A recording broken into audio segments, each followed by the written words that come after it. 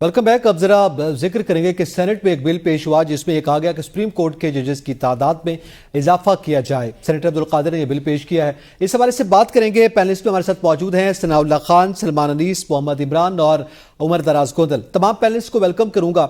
और सनाउल्लाह खान साहब, आपसे जानना चाहूंगा, आपको याद है हमने गुज़िश्ता डिस्कशन में यह जिक्र किया था, उस वक्त ये खबर थी कि कोई मुसवदा तैयार है जजेस की तादाद के हवाले से। बहरहाल वो खबर जो है वो अथेंटिक नहीं थी, लेकिन आज सेनेट में जो बिल पेश हुआ है इसके हवाले से आप क्या समझते हैं? और फिर वो जजेस की तादाद जो है सिर्फ सुप्रीम कोर्ट में क्यों बढ़ाई जाए? क्या हाई कोर्ट्स का उसमें जिक्र नहीं किया गया? क्या वहां जरूरत नहीं है? देखिए, बात यह है कि सुप्रीम कोर्ट में जो ज़ेर इल्तवा केसेस हैं, जो मैं वो बता रहा हूँ, जो हुकूमत का या जो बिल पेश कर रहे हैं उनका मौक़िफ़ है वो 60,000 से ज़्यादा है। और वो समझते हैं कि सुप्रीम कोर्ट में स्पेशलाइज जजों की ज़रूरत है, तो जो मुख्तलिफ सिर्फ आइनी केसेस या जो कानूनी केसेस हैं या पॉलिटिकल केसेस हैं वो ना सुने जाएं, बल्कि क्रिमिनल केसेस हैं। और इसके अलावा तो क्रिमिनल केसेस में भी अब एक्सपर्टीज आ गई हैं, जिसमें साइबर क्राइम है, डिजिटल है, बाकी चीज़ें हैं, बहुत सारी चीज़ें हैं। तो वो उनका मौक़िफ़ ये है कि अवाम को जल्द रिलीफ देने के लिए, केसेस जो ज़ेर इल्तवा हैं उनको निपटाने के लिए। लेकिन असल ये सूरत हाल नहीं है, आपको भी पता है, और जो लोग समझते हैं इस चीज़ को उनको भी पता है कि नीयत कुछ और है। नीयत आपको उस फैसले से नज़र आ जाती है जो मखसूस नशिस्तों के हवाले से सुप्रीम कोर्ट का फैसला है। उस पर हुकूमत भी ये समझती है और एक्सपर्ट भी ये समझते हैं कि सुप्रीम कोर्ट के उस बेंच ने वो फैसला दिया है, अक्सरियत जज ने, कि जिस और ऐसी पार्टी को रिलीफ दिया है जो उस केस में फ्री की नहीं थी, प्रेयर ही नहीं थी उनकी, वो पार्टी नहीं थी, उनको जाके उन्होंने वो मखसूस नशिस्तें देने का फैसला किया। और जिस पार्टी का के होने या ना होने के हवाले से भी कोई केस नहीं था, उसको पार्टी भी डिक्लेयर किया और बाकी चीज़ें भी, उनका निशान भी, तो तमाम चीज़ें ये दी गई। और हुकूमत ये समझती है कि सुप्रीम कोर्ट के जो जजेज हैं, अगर जो मौजूदा तादाद है उसमें उनकी अक्सरियत जो है वो मौजूदा जो बरसर इक़्तिदार हुकूमत है या आप इस्टेब्लिशमेंट कह सकते हैं, उनके खिलाफ है। और जो इनकी तादाद है वो कम है। और इसमें बहुत सारी रिव्यू पिटीशन भी आई हुई हैं। जब रिव्यू में जाएंगे तो वहाँ भी तादाद का इशू है। इसमें सिर्फ ये एक कानून साजी नहीं होगी, दूसरी कानून साजी ये भी होगी कि फुल बेंच इस किस्म के केसों पे, 184 के केसों पे फुल बेंच जो है ना, फुल बेंच जिस तरह फुल कोर्ट, बल्कि फुल कोर्ट उसको रिव्यू को देख सकेगी। तो इसमें नियत का इशू है। मेरे ख्याल में ये इशू हुकूमत को, या बदकिस्मती है माजी में भी जो मुल्क हुकूमतें आई हैं, जो आज भी हैं, उनको इस बात से कोई सरोकार नहीं कि अवाम को अदलिया से जो है इंसाफ मिले या ना मिले, केसेस जल्द हों या ना हों। उनकी नीयत कोई और है। ये बड़ी क्लियर कट बात सामने नज़र आ रही है कि वो अपने जो हमायती जजेस हैं उनकी तादाद अक्सरियत लाना चाहती है, जिसकी वजह से सुप्रीम कोर्ट में जजेस की तादाद बढ़ाने का बिल पेश किया गया। ठीक है, आइंदा के हवाले से कुछ खौफ है जिसकी वजह से ये सूरत हाल है। अच्छा, इसमें इमरान, आपके नजदीक एक जानिब हमारे मुआशी हालात नहीं संभल रहे, दूसरी जानिब आपको पता है क्या प्रिविलेजेस और पर्क्स दिए जाते हैं जजेस साहबान को, उनकी तादाद बढ़ जाती है तो ज़ाहिर खजाने पे इसका बोझ भी पड़ेगा। चलें, वो भी हम बर्दाश्त कर लें, लेकिन हमारी अदलिया जो है वो दुनिया में रैंकिंग में 156 नंबर पे है। क्या अगर ये कानून बन जाता है और जजेस की तादाद में इजाफा हो जाता है, सुप्रीम कोर्ट के जजेस की तादाद में स्पेसिफिकली, तो क्या हमारी रैंकिंग कुछ बेहतर हो पाएगी? बहुत शुक्रिया एतजाज। जो आज रिपोर्ट शाये की है सुप्रीम कोर्ट ऑफ पाकिस्तान ने, जो फोर्टनाइटली रिपोर्ट आती है, अगस्त के आखिर तक जो सुप्रीम कोर्ट में ज़ेर इल्तवा मुकदमात हैं वो तारीख की बुलंद तरीन सतह यानी कि 60,500 से भी तजावुज कर चुके हैं। और ये जो कानून साजी हो रही है इसका कोई खातिर खा मुझे तो इन अ सेंस के बहुत जल्द कोई अवाम को बड़ा रिलीफ मुझे नजर नहीं आ रहा, क्योंकि अगर आपने रिफॉर्म्स लानी है अदलिया में तो जो ग्रास रूट है, जो आपकी लोअर जुडिशरी है, वहां पर आप जजेस की तादाद बढ़ाएंगे तो आपका जो मुकदमात निपटाने का रेशो है वो जल्द से जल्द ज्यादा से ज्यादा मुकदमात निपटाए जा सकेंगे और जो अपर जुडिशरी है उस पर इसका बोझ कम पड़ेगा। ना तो आप लोअर जुडिशरी की तरफ जा रहे हैं, ना वहां पर कोई रिफॉर्म्स कर रहे हैं, ना ही आप हाई कोर्ट के मामलात को देख रहे हैं। आप डायरेक्ट सुप्रीम कोर्ट में जो एक सुपीरियर जुडिशरी है वहां पर आप अपनी पसंद और नापसंद से जजेस लाने की बात कर रहे हैं। और ये जो एक नई रिवायत चल पड़ी है कि पहले एक बड़ा अच्छा सिस्टम चल रहा था कि हाई कोर्ट के जो चीफ जस्टिस साहबान होते थे उनमें से सीनियरिटी बेस पे उनको सुप्रीम कोर्ट में एलिवेट किया जाता था। अब पिक एंड चूज के मामलात आ गए हैं कि फलाने का पार्टी के साथ उसके केसेस अच्छे नहीं हैं तो उस जज को सुप्रीम कोर्ट में नहीं लाना, या कुछ जजेस ऐसे भी हैं जिनके ताल्लुकात किसी खास जगह पर अच्छे हैं तो उनको इसलिए भी सुप्रीम कोर्ट नहीं लाया जा रहा कि जो उनके सेकंड इन कमान है, जो सीनियर प्योनी जज हैं, अगर वो चीफ जस्टिस बन गए तो शायद फिर उस हाई कोर्ट पर हमारा जो कंट्रोल है वो इस तरह से बाकी नहीं रहेगा। ये सारी एक सियासी गेम है, जैसे सनाउल्लाह साहब ने भी कहा कि नीयत का मामला है सारा। अगर अवाम को रिलीफ देने के लिए आप ये सारा कुछ करना चाहते हैं तो पहले लोअर जुडिशरी में वहां पर बेहतरी लाएं, उसको इम्प्रूव करें, वहां पर बेहतरी लाएं।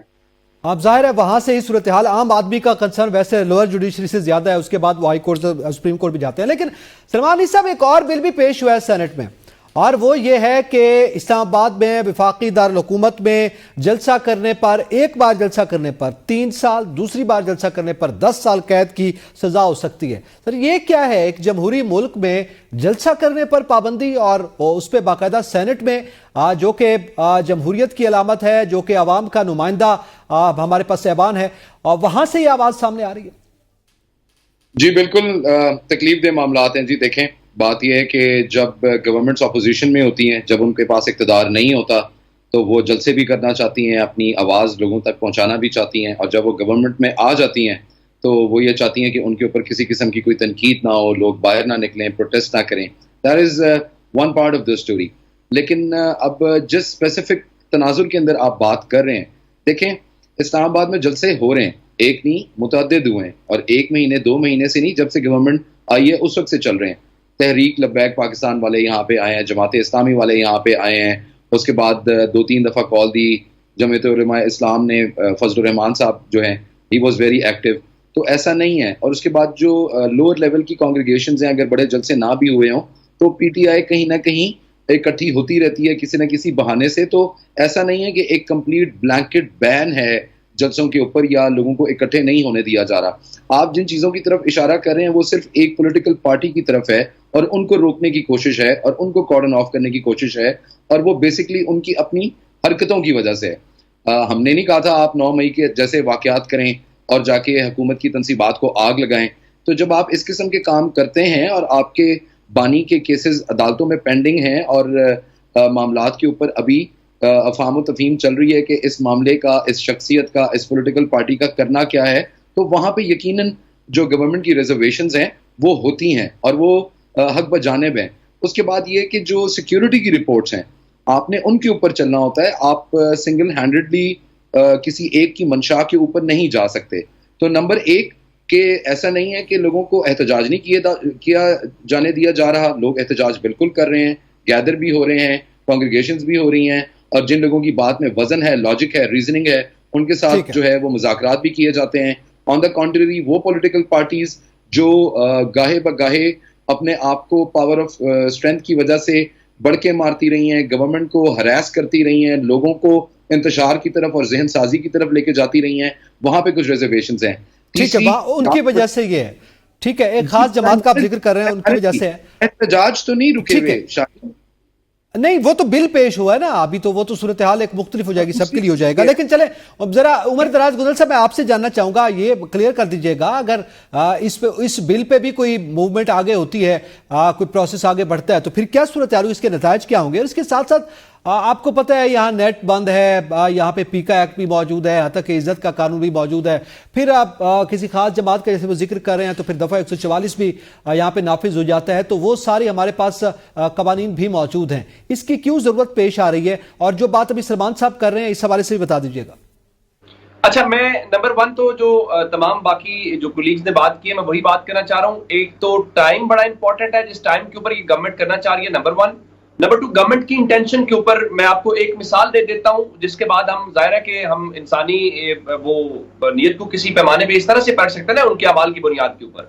लाहौर हाई कोर्ट के अंदर जो इस वक्त टोटल नंबर ऑफ सीट्स है जजेस की वो 60 है, और इस वक्त तक लाहौर हाई कोर्ट की वेबसाइट के ऊपर भी आप जाएंगे तो 36 जजेस सर्व कर रहे हैं, जिसका मतलब ये है कि 24 के करीब जजेस की शॉर्टेज है लाहौर हाई कोर्ट में। अगर आप इतने ही ज्यादा जुडिशल रिफॉर्म्स की बात कर रहे हैं तो जुडिशल रिफॉर्म्स का मतलब सुप्रीम कोर्ट नहीं है।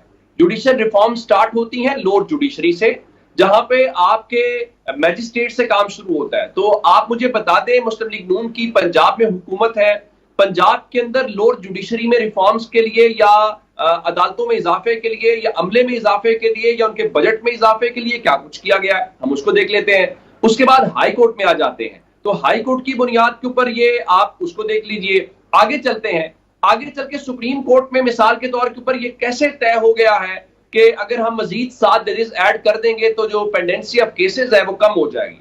इस बुनियाद के ऊपर तो फिर आप जरा 1 साल इंतजार कर लेना, 2 जजेस आप लेके आए एडहॉक जजेस जो है, उनकी बुनियाद के ऊपर ही आपको अंदाजा हो जाएगा कि ये क्या वजह है। असल बात ये है कि आप जरा उन केसेस की सिर्फ आप उस पे ना जाइएगा कि जनाब उसकी वजह यह जजेस की तादाद कम है। वजह यह है कि आपके पूरे का पूरा जो प्रोसिक्यूशन का डिपार्टमेंट है वो एक बहुत बड़ी वजह है। फौजदारी के जो केसेस की अगर हम बात सिर्फ कर लें, जिस तरह अब मैं आपको 9 मई की मिसाल दे लेता हूं।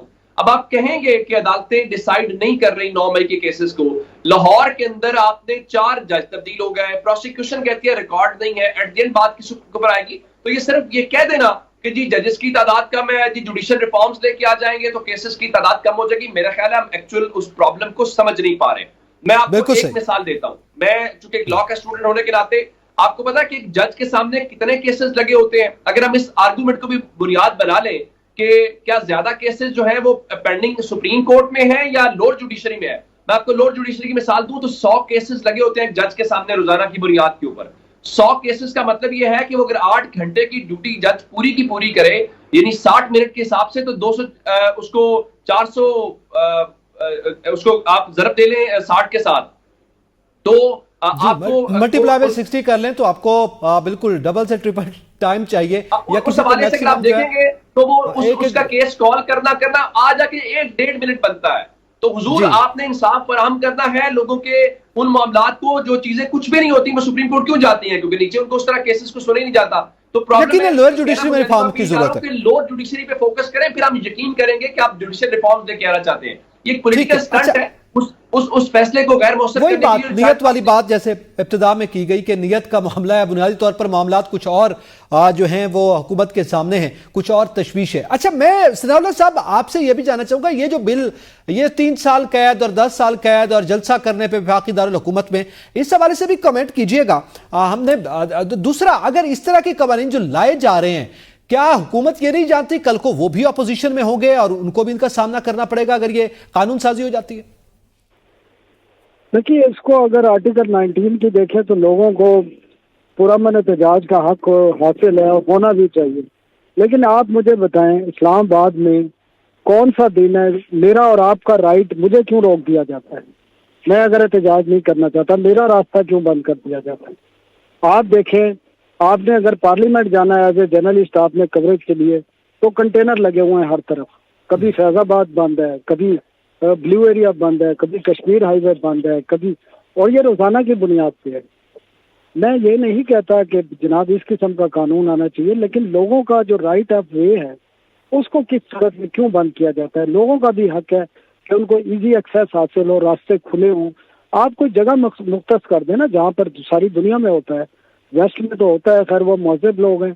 हमारे यहाँ या इंडिया में या बाकी जगह पे तो कम से कम इतना राइट होना चाहिए आम शहरी को भी, हर पाकिस्तानी को, हर इस्लामाबाद रावलपिंडी के शहरी को, कि उसको रास्ता खुले मिले। अगर उसके घर में कोई बीमार है, उसके बच्चों ने स्कूल जाना है, हॉस्पिटल जाना है, उसने कोई ड्यूटी पर जाना है, तो उसको रास्ता खुला मिलना चाहिए।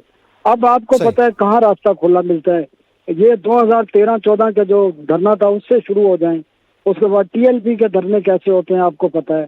खुद आपकी रियासत जब धरने दिलाकर रास्ते बंद करती है, लोगों के तकलीफ में इजाफा करती है, तो फिर इस किस्म के, अब देखना यह है कि ये जो नून लीग की हुकूमत कानून आज जो इरफान सिद्दीकी ने पेश किया है सेनेट में, आया कि ये उन लोगों के से पूछ कर किया है जो यहाँ पर मुख्तलिफ धड़ों को ला कर बिठा देते हैं और रोड बंद करके अपने मफादात हासिल करते हैं, पॉलिटिकल मफादात हों या दीगर मफादात हों। तो ये एक इस मुल्क में जानबूझ के कंफ्यूजन पैदा की गई है।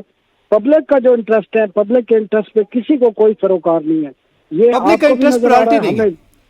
बिल्कुल जी, किसी पब्लिक की का प्रायोरिटी इंटरेस्ट नहीं है। किसी की प्रायोरिटी नहीं है। अपने अपने सियासी मफादात, अपनी हुकूमतें, अपना इक़्तिदार और अपना जो बयानिया और अपने जो मकासद है, चाहे वो रियासती इदारों के हों चाहे सियासतदानों के हों, उसमें अवाम कहीं नजर नहीं आ रहे। अवाम कहीं नजर नहीं आती और फिर आइन साजी को जो है वो मोमी बनाया जा रहा है ना कि अपनी मर्जी के फिर अपनी मफादात के तहफ़्फ़ुज़ के लिए आप आइन साजी करते चले जाएं। आप मजीद बात करेंगे कि बिजली और गैस की सब्सिडी का मामला ये भी अवाम से ताल्लुक है, उसमें IMF ने क्यों बरहमी और नाराजगी का इजहार किया, क्यों साफ इनकार कर दिया है। बात करेंगे ब्रेक के बाद, साथ रहिए।